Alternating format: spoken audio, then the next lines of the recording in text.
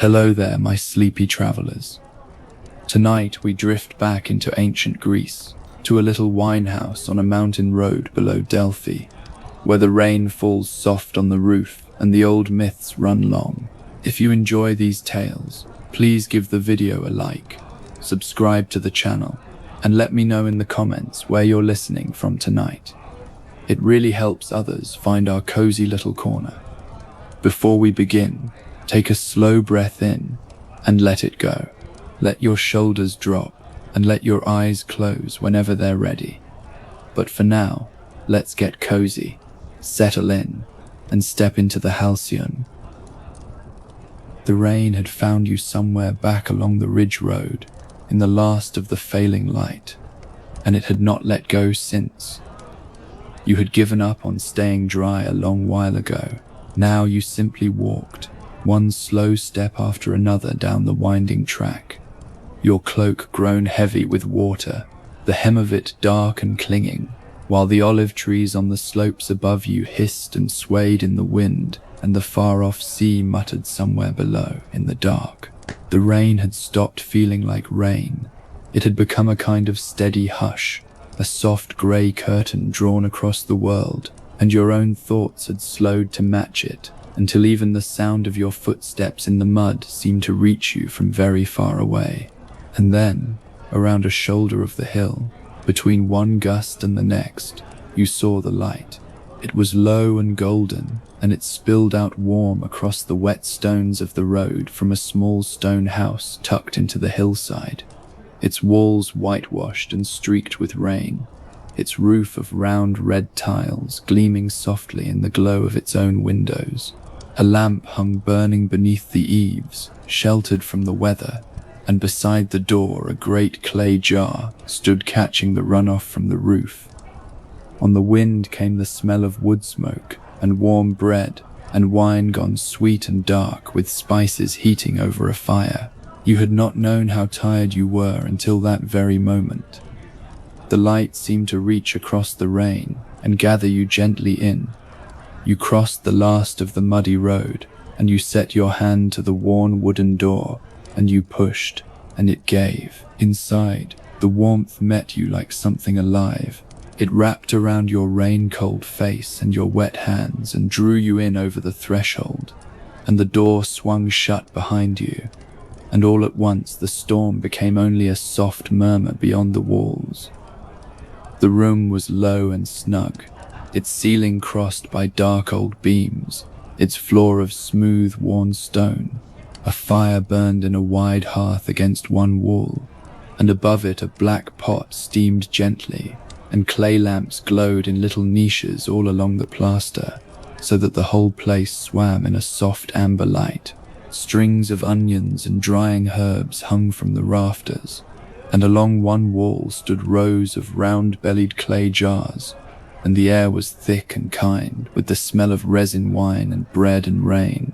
There were perhaps a dozen folk scattered about the low tables, cradling cups of warm wine, talking softly, their faces ruddy in the firelight.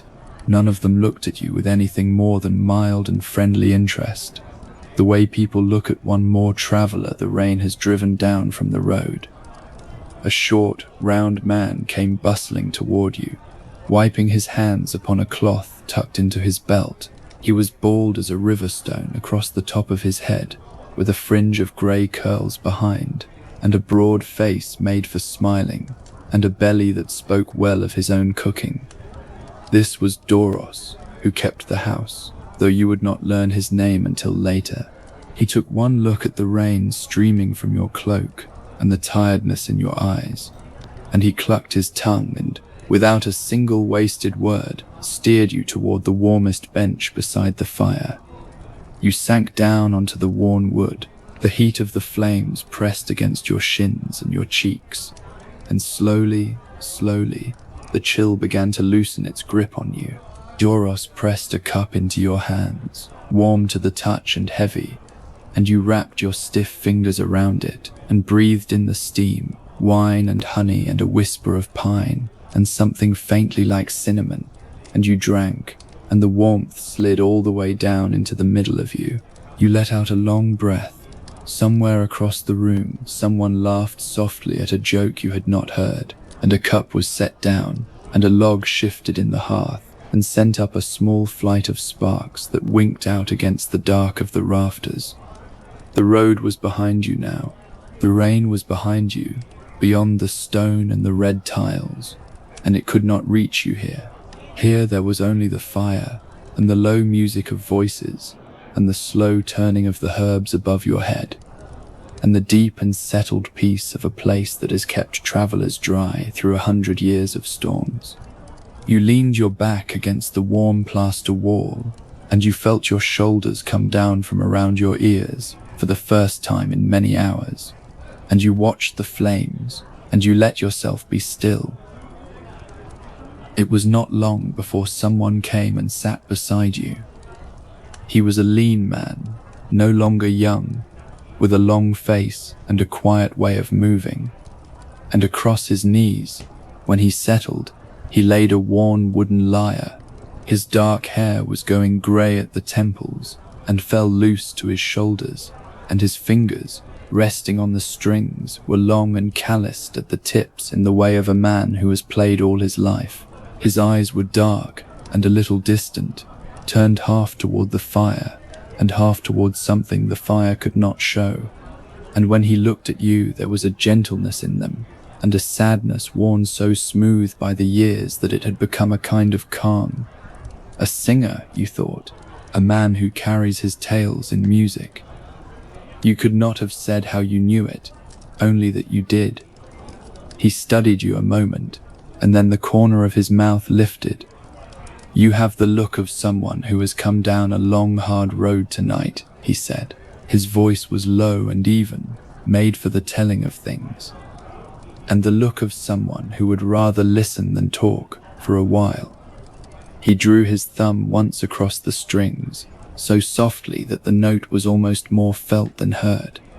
"That is the best time for a story, when you are warm and dry, and there is nowhere you must be. Will you let a wanderer tell you one, while the rain wears itself out?" You nodded, and he bent his head over the lyre, and drew from it a slow, low thread of melody, and looked into the fire, and began. And the tale went like this. In the early days of the world, when the gods still walked openly among the hills of Greece, there lived a young man named Orpheus, who was the greatest musician there has ever been. His mother was one of the Muses, those goddesses of song and story, and from her he had a gift such as no mortal had known before or has known since. When Orpheus took up his lyre and sang, the whole world stopped to listen. The birds would leave the air to gather in the branches above him. The wild deer would come down from the hills and lie in the grass at his feet, forgetting to be afraid. It was said that the very rivers would slow in their courses to hear him, and that the hard grey stones themselves would shift and roll a little nearer, so as not to miss a single note. There was no grief so heavy that his music could not lift it for a while, and no heart so cold that his singing could not warm it. Now Orpheus loved a young woman named Eurydice, and she loved him, and there was no happier pair in all the land. When they were married, the whole countryside came out to celebrate, and Orpheus played as he had never played before, out of the fullness of his joy, and everyone who heard it wept for gladness, and said that surely the two of them had been blessed by the gods themselves. But joy, in the old tales, is often the thing that comes just before sorrow. For not many days after the wedding, as Eurydice walked barefoot through a meadow of tall spring grass with her friends around her, laughing, a serpent hidden in the green struck at her heel, and the poison was quick, and there was nothing anyone could do. And before the sun had crossed the sky, she had slipped away out of the world of the living and down into the land of the dead. When the news reached Orpheus, something in him broke that could not be mended by any ordinary comfort. He did not rage, and he did not weep aloud. He took up his lyre, and he began to play, and the music that came out of him now was so full of sorrow that the whole world grieved along with him. The birds fell silent, the flowers closed, the rivers, they say, ran salt with tears. For days he wandered, playing his grief, until at last a thought came to him, a wild and impossible thought, the kind that only the desperate or the very brave will let themselves believe. He would go down into the land of the dead himself. He would walk living into that grey country where no living foot was meant to tread, and he would find the lords of that place, and he would ask them, with the only gift he had, to give his wife back to him. So Orpheus went down. He found the dark cave in the mountainside that led beneath the world, and he followed its long descending ways, down and down through the cold and the dark, deeper than any living creature is meant to go, past the pale shades that drifted like smoke along the walls, past the black and silent rivers, past the grim boatmen who ferried the dead across the water, and who, hearing that music, let the living man pass without a word. And wherever Orpheus went, his soft playing went before him, and it gentled all that terrible country, so that even the dark seemed to lean in to listen. At last he came to the very heart of it, to the great hall of Hades, lord of the dead, and his queen Persephone, who sat beside him upon their thrones of cold grey stone in the deep and endless silence beneath all things. And there, before those two great and terrible powers, Orpheus did not beg, and he did not weep. He lifted his lyre, and he played, and he sang. He sang of Eurydice. He sang of her as she had been in the meadow, with the sun in her hair and the laughter in her voice. He sang of their brief happiness, and of the serpent in the grass, and of the emptiness that had come after. And he sang of love, and of how love does not end when the loved one is gone, but goes on aching in the world like a plucked string that will not fall silent. And such was the power of his song that the whole of the underworld stopped to listen. The endless labors of the dead paused. The turning wheels stood still. The three grey judges laid down their staffs, and the shades gathered close in the shadows. And there were tears, they say, upon the faces of the dead, who had thought themselves long past all weeping. And on her throne of stone, Persephone, who knew something of what it was to be taken away from those who loved her, bowed her head and wept. And even Hades himself, the grim lord of that dark realm, felt his hard heart move within him. When at last the final note had faded into the great silence, Hades spoke. "You may take her back," he said. "Your wife may follow you up out of this land and into the light of the living once more. But there is one condition, and it is this: you must walk ahead, and she behind, all the long way up to the world above. And you must not look back at her, not once, not for anything, until you have both come out fully into the light of the sun. If you turn, if you look upon her even for a moment while any shadow of this place still lies upon her, she will be lost to you, and there will be no second mercy." Orpheus wept with gratitude, and swore that he would not look back, and turned, and began the long climb up out of the dark. And Eurydice, brought up out of the shadows, followed silently behind him. Up the long winding ways they went, through the cold and the black, Orpheus ahead with his lyre on his shoulder, listening, always listening, for the soft sound of her steps behind him. But the way was long, and the dark was very deep, and the underworld makes no sound at all. And after a time he could not hear her. He could not hear her breathing. He could not hear her feet upon the stone, and a terrible doubt crept into him. Was she truly there? Had the Lord of the dead deceived him? Was he climbing all this way alone, a fool singing to an empty darkness? He walked on, and the doubt grew, and it gnawed at him, and he told himself over and over, only a little further, only hold on a little longer. And then, far ahead, he saw it, a pale grey light, the first faint hint of the world above, the mouth of the cave, and the daylight beyond. His heart leapt. They had made it, or all but made it, and in that moment, so close to safety, with the light there before him and the long dread behind, his love and his fear together overcame him, and he could not help himself, and he turned to look upon her face. She was there. She was just behind him, her arms already reaching toward him, her face turned up toward his with all her love in it. But she was still within the shadow of the cave, and he had turned too soon. For one heartbeat their eyes met, and then a soft wind seemed to draw her back, gently, without cruelty, the way a tide draws back from the shore.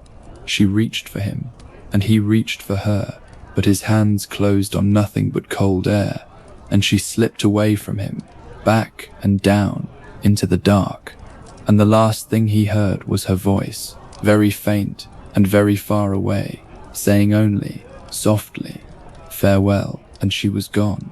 Orpheus came up alone into the light of the world, and for a long time after he wandered the wild places, and he played his lyre, and his music was more beautiful and more sorrowful than ever it had been, so that all who heard it were moved to the depths of their souls.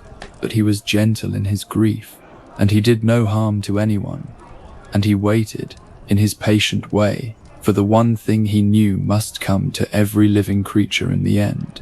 And when at last his own days were done, and his shade went down for the final time into that grey country below, they say that Eurydice was there waiting for him upon the far shore, and that the two of them walked out together into the quiet fields of the dead, side by side, her hand in his, and that now, at last, he might look back at her whenever he pleased, as often as he liked, for all the long ages of the world, and never lose her again. The singer let the last note die away beneath his fingers. He rested his hand flat upon the strings to still them, and he lifted his cup, and he drank, slowly, and set it down. You became aware of the room again, and the fire, and the warmth, and you realized that while he had sung, the rain outside had softened. It no longer drummed upon the tiles, but only pattered, gentle and steady, and the wind had dropped away, and the room had grown a little quieter, the voices a little lower, as though the whole house had been listening, and was now settling back into its own warm thoughts. The singer gave you a small nod, and gathered his lyre closer against him like a sleeping child, and turned his quiet face toward the fire, and said no more. Some time passed. You could not have said how long. The fire was fed, and the flames rose again, and the warmth of it moved through you, and your eyes grew heavy, and then lifted, the way they do when you are warm, and there is nowhere in all the world you have to be. Then a second figure came, and settled herself upon the bench across from you. She was an older woman, broad and soft and unhurried, with a great grey shawl drawn about her shoulders, and her grey hair bound up in a simple cloth. Her face was round and brown and weathered, deeply lined about the eyes and the mouth, in the way of someone who has spent long years out under the sun, and her hands, folded now in her lap, were strong and thick-knuckled, the hands of a woman who has worked the earth and gathered the harvest and raised her children and buried her share of sorrows. There was a great calm in her, and a great warmth, the settled warmth of a hearth that has burned a long time and will burn a long time yet. When she looked at you, her eyes were kind and a little knowing, as though she had guessed the whole of your day and forgiven you for all of it. She looked at the singer, dozing now over his lyre, and then at you, and she smiled a slow, warm smile. "A lovely tale, that one, and a sad one," she said. Her voice was low and rich, like dark bread and honey. "The young men always love the sad ones best, love and loss, and looking back." She settled her shawl more snugly about her. "But I am a mother and a grandmother, and I know a tale that is sad in the middle and glad at the end, which is the better way round, I have always thought. A tale of a mother and a daughter, and how the seasons came to be. Would you hear it while the rain sees itself out? You said that you would, gladly. And she folded her strong hands in her lap and looked into the fire and began. And the tale went like this. In the days when the world was still learning its own ways, there was a goddess named Demeter, who was the goddess of the grain and the green things and all the fruitfulness of the earth. It was she who made the wheat grow golden in the fields, and the vines hang heavy, and the orchards bend with fruit. Where she walked, the earth turned green and glad beneath her feet, and the harvests were rich, and no one went hungry. And in all the wide world, there was nothing she loved so much as her daughter. Her daughter was named Persephone, and she was young and bright and full of laughter, and she loved to wander the meadows gathering flowers, and where she went she brought a gladness with her that was like a second springtime. Demeter loved her beyond all measure, beyond the grain and the green earth and everything else she had made, and the two of them were seldom apart. Now it happened that Hades, the lord of the dead, looked up one day out of his grey kingdom beneath the world, and he saw Persephone gathering flowers in a sunlit meadow, and he loved her, and he wanted her for his queen, and being a god of the old and sudden kind, he did not woo her gently. He went to his brother Zeus, the king of the gods, and Zeus, who did not think very hard about the matter, gave his quiet consent. So one bright morning, as Persephone reached for a flower more beautiful than all the rest, a strange and lovely bloom that had been set there to tempt her, the earth split open beneath her feet, and up out of the darkness came Hades in his black chariot drawn by black horses, and he caught her up, and before she could do more than cry out once, the earth closed over them again, and she was gone, carried down into the silent kingdom of the dead. And the meadow was empty, and the flowers she had gathered lay scattered on the grass, and there was no sign at all of where she had gone. When Demeter found that her daughter was missing, a fear came upon her such as only a mother can know. She searched the meadow, and she searched the hills, and she called her daughter's name, and no answer came. And when the day had passed and the night had come, she lit 2 torches at the fires of the mountain, and she went out to search the whole wide world. For 9 days and 9 nights she wandered, over land and sea, through every country under the sky. And she did not stop to eat, and she did not stop to rest, and she did not stop to sleep. She asked everyone she met if they had seen her daughter, and no one had, or no one would say. And as she wandered, grieving, she forgot to tend the earth. The grain stopped growing. The green leaves withered and fell. The fields went brown and bare, and a cold crept into the air that had never been there before. And for the first time since the making of the world, the earth grew barren and grey. At last, on the 10th day, she came to Helios, the sun, who sees all things from his high place in the sky, and she begged him to tell her what he had seen. And Helios, who pitied her, told her the truth.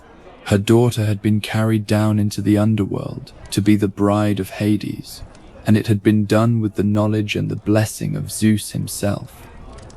When Demeter heard this, her grief turned to a cold and quiet anger. She would not go back to the company of the gods. She would not tend the earth. She wandered instead among mortals, disguised as an old woman, and for a time she rested in a town called Eleusis, where a kind family took her in and treated her gently, not knowing she was a goddess. But her sorrow did not lift, and all the while, across the whole world, the earth stayed barren. No seed sprouted, no fruit swelled, the fields lay dead, and the people began to starve, and it seemed that every living thing might perish from the face of the earth. Now this at last was more than even Zeus could ignore, for if all the mortals died, there would be no one left to honor the gods, and the world itself would fall to ruin. So Zeus saw that something had to be done, and he sent Hermes, the swift messenger, down into the underworld to ask Hades to let Persephone return to her mother. And Hades, when he heard the command, did not rage or refuse. He had come, in his grave and silent way, to love his young queen, and she had brought a light into his dark kingdom that it had never known. But he bowed his head to the will of Zeus, and he told Persephone gently that she might go back up to the world above, to her mother and the sunlight.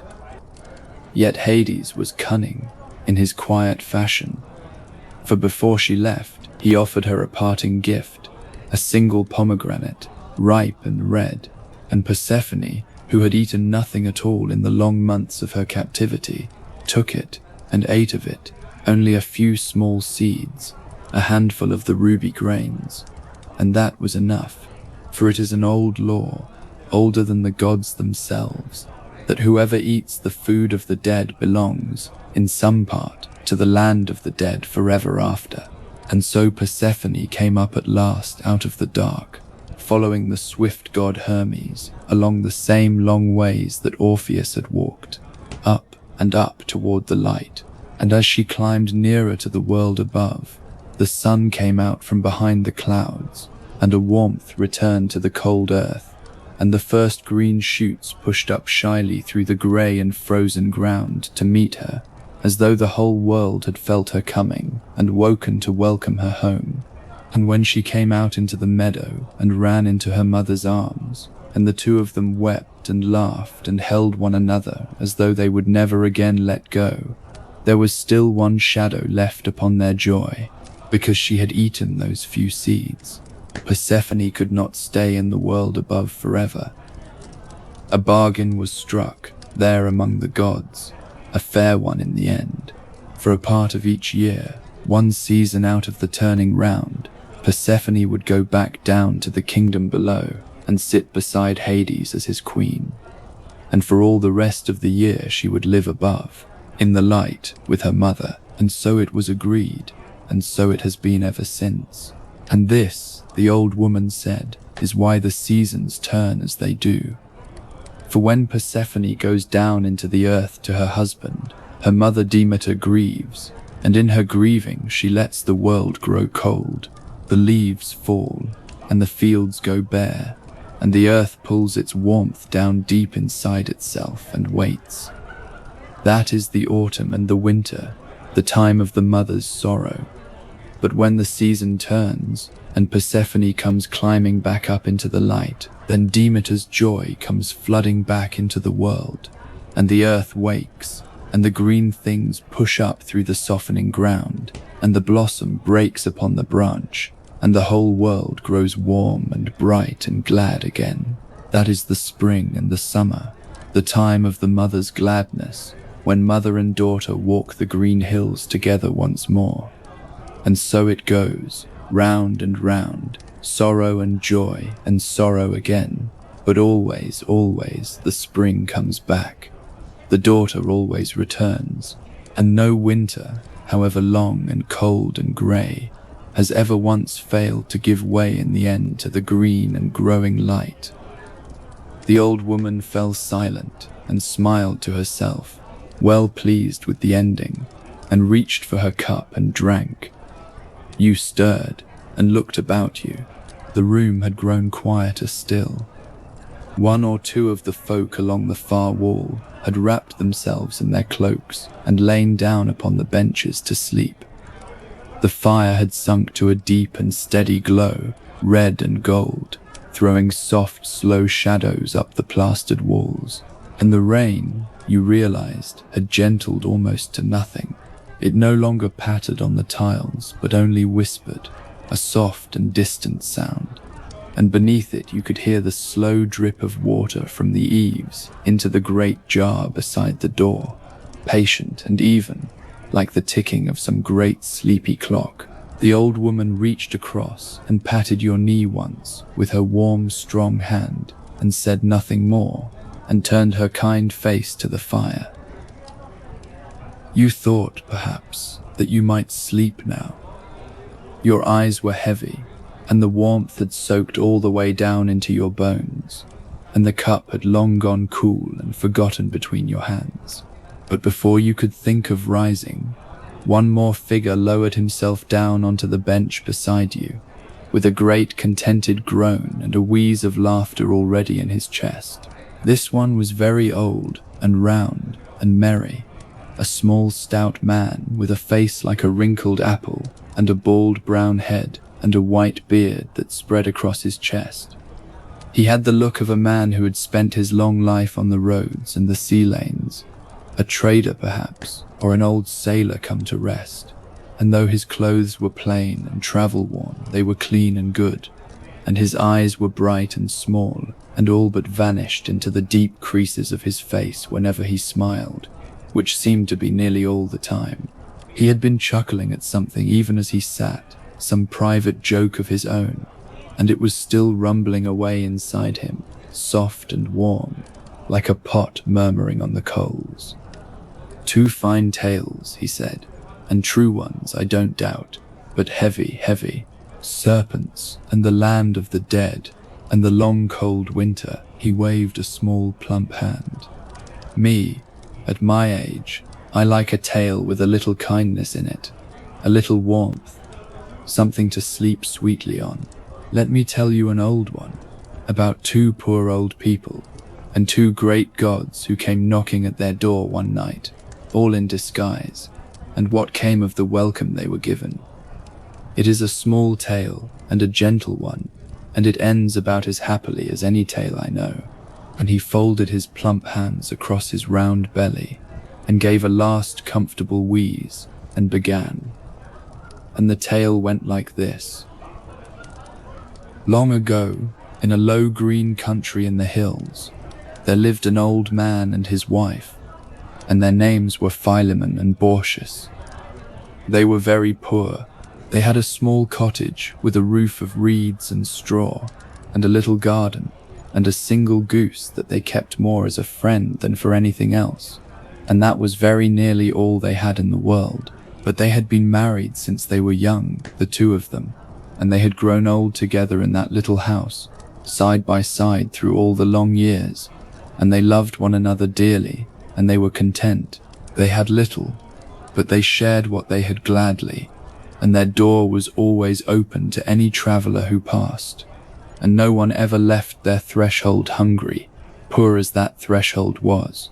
Now it happened one evening that two travellers came walking down into that country, footsore and dusty, as the light was failing.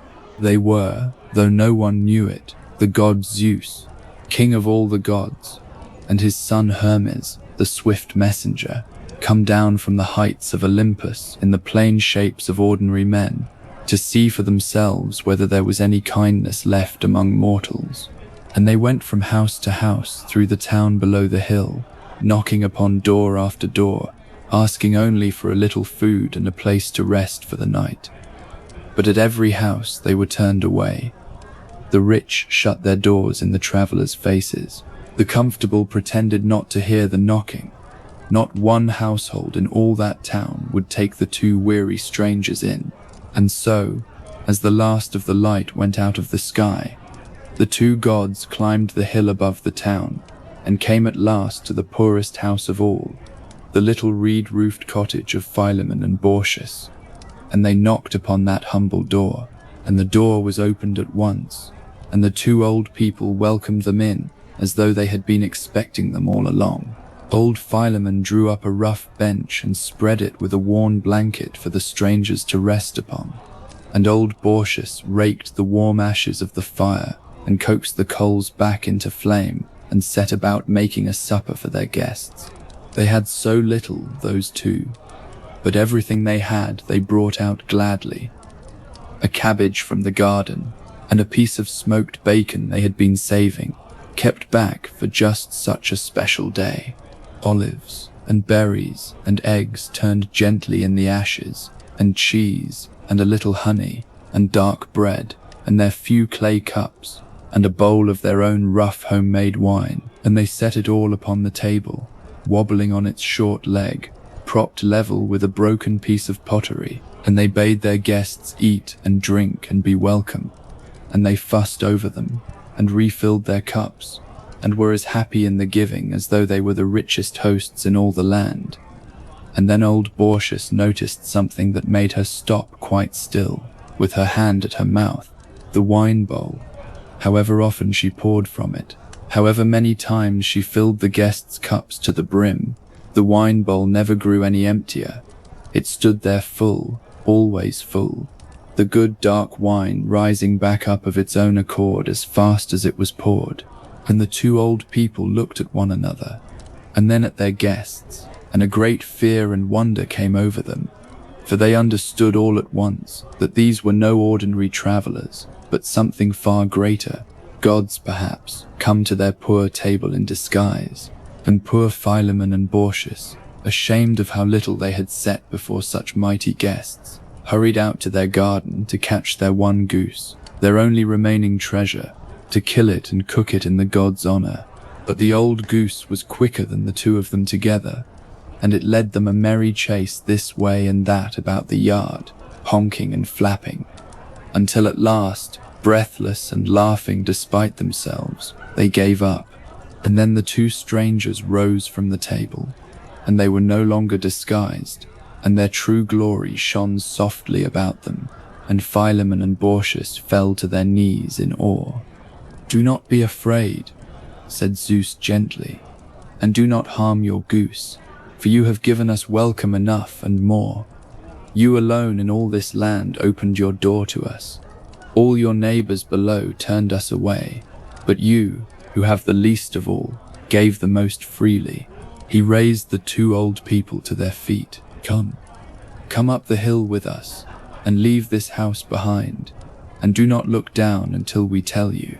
So the two old people, leaning on their sticks and on each other, followed the gods slowly up the steep slope of the hill, higher and higher, and it was hard going for their old legs, but the gods went patiently and did not hurry them. And when at last they reached the top, and the gods told them they might turn and look, they looked down, and they saw that the whole town below, all those houses that had shut their doors, had vanished away beneath a wide and quiet lake, its surface smooth and dark and still in the last of the evening light. Only their own little cottage still stood, there on the hillside below them, and even as they watched, that too began to change. Its rough reed roof turned to gold, its plain wooden posts grew tall and white and became columns of shining marble, its earthen floor spread out broad and gleaming. Their humble little home became, before their eyes, a beautiful temple, standing bright and lovely upon the green hill. And Zeus turned to the two old people, who stood clinging to one another and gazing in wonder, and he said, "You have given, and now it is right that you should receive. Tell me, good people, whatever your hearts most desire, and it shall be yours." And Philemon and Baucis looked at one another, and they spoke together quietly for a little while, the way two people will who have shared everything for a lifetime and hardly need words at all. And then old Philemon spoke for them both. "Let us be the keepers of your temple," he said, "the two of us together, for as long as we live, and let us serve you here in this lovely place. And when the time comes that our lives must end, let us not live to see the other's grave. Let us go together in the very same hour, so that neither of us must ever stand alone in the world and weep beside the other's tomb." And Zeus smiled, for it was a good wish and a rare one, and he granted it. And so the two old people lived on, happy and honored, as the keepers of the temple upon the hill, for many long and peaceful years. And then one day, when they were both very, very old, as they stood together before the temple in the warm evening light, talking softly of all the years behind them, old Baucis saw leaves begin to sprout from her husband, and old Philemon saw the same green leaves unfolding from his wife, and they understood that their hour had come, together just as they had asked, and they had only time to say to one another, gently and without fear, "Farewell, my love," before the bark rose softly over them both. And where the two old people had stood, there grew from a single trunk two trees, side by side, an oak and a linden, their branches leaning together, their leaves whispering to one another in the smallest breath of wind. And they stand there yet, they say, upon that green hill, twined together, 2 trees grown from one root, giving shade and shelter to any weary traveller who passes by, for as long as the world shall last. The old trader let out a long, satisfied breath, and wiped the corner of one eye with a knuckle, though he was still smiling. 2 trees from one root, you see. There are far worse ways to grow old, and far worse ways to leave the world than that. And he heaved himself up off the bench with another soft groan, and rested a heavy warm hand upon your shoulder for a moment, and went shuffling off toward the far corner of the room, still murmuring contentedly to himself. And now, at last, the little house had grown nearly silent. The fire had burned down low and red, a soft bed of glowing coals breathing its gentle heat out into the room. All along the benches and in the shadowed corners the travellers lay sleeping, their breathing slow and even, a quiet rising and falling that filled the low room like the swell of a calm and distant sea. The herbs and the onions turned slowly on their strings overhead. Outside, the rain had all but stopped, and in its place had come the deep, clean stillness that follows a long night's weather, broken only by the last slow drops falling from the eaves, softer and further apart with every passing moment. You felt the day, and the long wet road, and all the miles behind you, finally loosen their hold and let you go. The warmth had reached the very center of you now, and your thoughts had grown slow and soft and shapeless, drifting the way the rain had drifted, settling the way the quiet had settled. The faces of the storytellers moved gently through your mind. The singer with his lyre, walking at last in the quiet fields beside the one he loved. The mother and the daughter, meeting again upon the green spring hills. The 2 old people, twined together into a single tree upon their peaceful slope. They blurred softly at their edges and ran together, the way the last thoughts of the day always do, and they asked nothing of you, and you let them come and go. The keeper, Doros, passed quietly among the sleepers, snuffing out one lamp and then another, and he saw that your eyes were closing. Without a word, he touched your shoulder and guided you, half dreaming already, to a small low bed in an alcove against the warm wall, made up with a straw mattress and soft worn blankets and a folded cloak for a pillow. You lay down, and the blankets settled over you, warm and soft and heavy, and the last of the firelight glowed faint and red against your eyelids. You were warm, you were dry. The rain had stopped. There was nowhere in all the wide, dark world you needed to go, and nothing you needed to do, and no one who needed anything of you at all. Somewhere far off, or perhaps only in the drifting edges of your own dream, you thought you heard the singer touch his lyre once more in his sleep, a single soft falling note, and then silence, and it carried no sadness in it at all, only the long, gentle patience of tales that have been told 1,000 times and will be told 1,000 more, long after this night, and this rain, and this small warm house on the mountain road have themselves passed quietly into the telling. The coals settled, the dark drew close and kind, and you let yourself sink down, and down, and down, into the deep and dreamless warmth, where the rain has softened into silence, and the fire never quite goes out, and sleep at last comes to gather you gently in.